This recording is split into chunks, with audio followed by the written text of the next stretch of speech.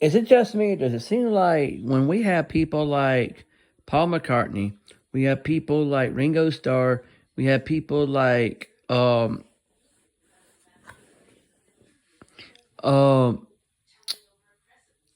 Mick Jagger, and we have people like Keith Richards.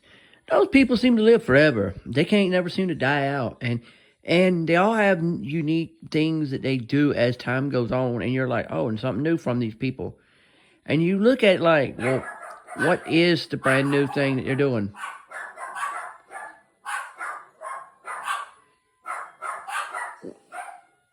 What it is that every time you turn around, they got something new going on, and they're good at what they do, and they make a lot of money off of what they do, but see, these people have this Energizer Bunny type thing going on where they keep going and going and going, and they don't stop. And when they finally stop, they done everything they can do, say everything they can say, and then it's like, all right, we've done it all, we've said it all. What's next to conquer?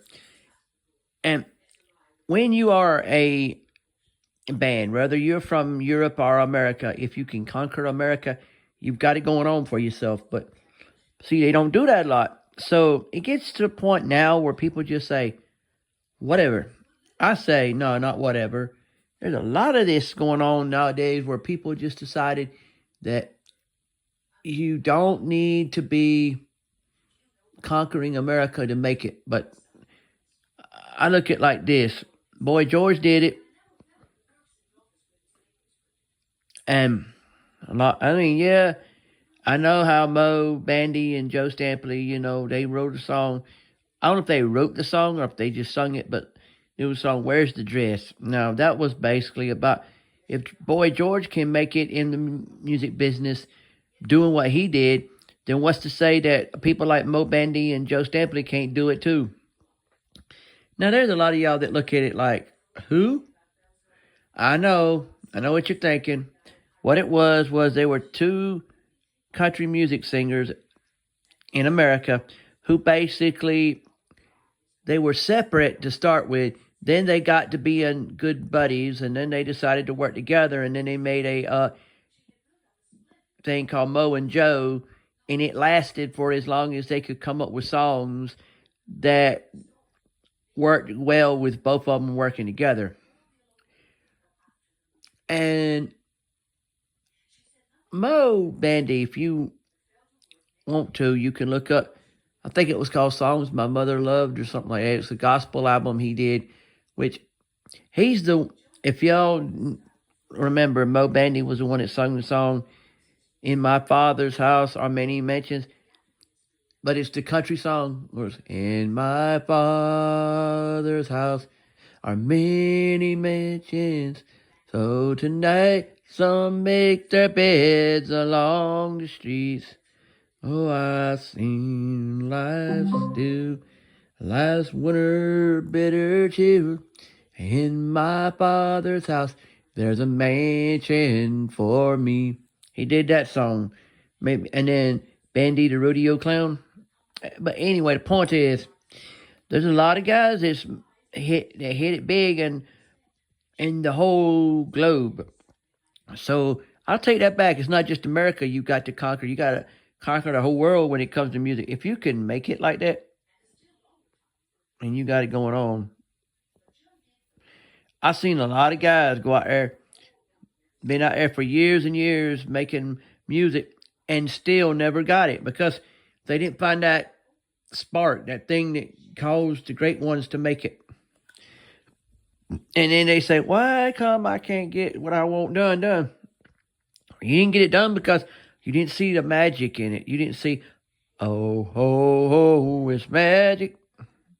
Never believe it's not so, which was Pilot. And I learned my lesson. There's a lot of you out there that never will find the magic in. Now, the magic in the ministry world is miracles. And I believe that it's there for all of y'all to accept if you would. But some of y'all decided that it's not for y'all. And I understand some of y'all believe that music is where it's at. And I agree. But in my world, the music that's where it's at is gospel music, and I believe that y'all could make a killing out of it if you do it right way. The best, and I do mean it this way, the best gospel singers were those that made it big based off of faith, real faith. You think that Vestal Goodman got it like she had it? Okay, now here we go again. You said you went in country earlier, now you're going into gospel. Now who is that? Okay, y'all remember the group, the Happy Goodmans? The most famous ones out of that group was Vestal and Rusty Goodman. After the band had disbanded and Rusty had died, I don't know which one came first. I think he died and then they disbanded. Vestal kept going on. She was the female matriarch of the group. The male one had died out. And that's sad because I think, and they did work together together before he died. But she's the one that when they talk about queens of gospel music, to me, queens of gospel music are women of all colors that came together. Mahalia Jackson could be in there too. And the real Shirley Caesar, not that fake one that's been going around on the internet trying to get money from people. Don't believe that when someone says you ain't no good if you don't give money or some excuse they give. They ain't really her. But then you got, but now in general, if you talk about gospel music in general, the Winans, oh yes, BB and CC, yes, and the Mighty Clouds of Joy, let's see who else, Charles Johnson and the Revivers, come on, there's a bunch of, I know two songs for sure, Holy City, New Jerusalem, and I can't even walk without you holding my hand. Come on.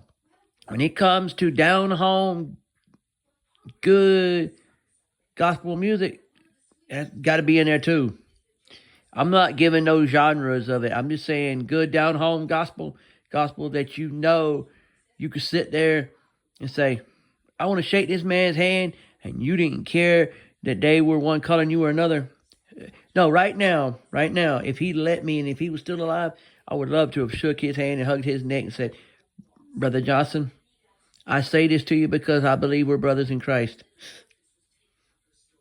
And look here, if I ever break down and cry here, don't make fun of me because I'm doing it in the name of God and Jesus. And that little thing I just said about Charles Johnson, Mr. Johnson, I was crying when I said that because when I get to heaven, I want to meet him and I want to thank him for his contribution to gospel music. I bet he's hanging out up there with J.D. Sumner, hopefully, and with some great ones, that went on before us. Now, do you believe that there's all this mess they come up with about these famous preachers and famous gospel singers and all that? And I believe that the famous preachers come in all different genres.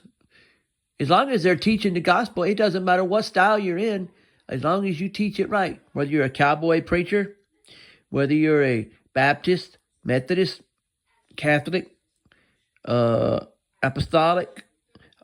They claimed there was such a thing as an atheist church one time. And I thought to myself, okay, they say that one word that is for all countries, but it's a German word, nihilist, means anybody that believes in nothing. But I also have twisted that around to mean anybody that believes in nothing in certain circumstances or certain situations. So technically wouldn't that mean that atheists are nihilists in religion? They believe in nothing in religion? They don't even have religion. But then they say the belief of, I don't believe in God, I don't believe in Jesus, I don't believe in the devil, I don't believe in heaven, I don't believe in hell, is a religion itself. So I couldn't tell you. But I don't know. All I know is what I know. It's getting to the point now where you talk about something, you better know what you're talking about before you say anything. People come up in your face, you know what, man?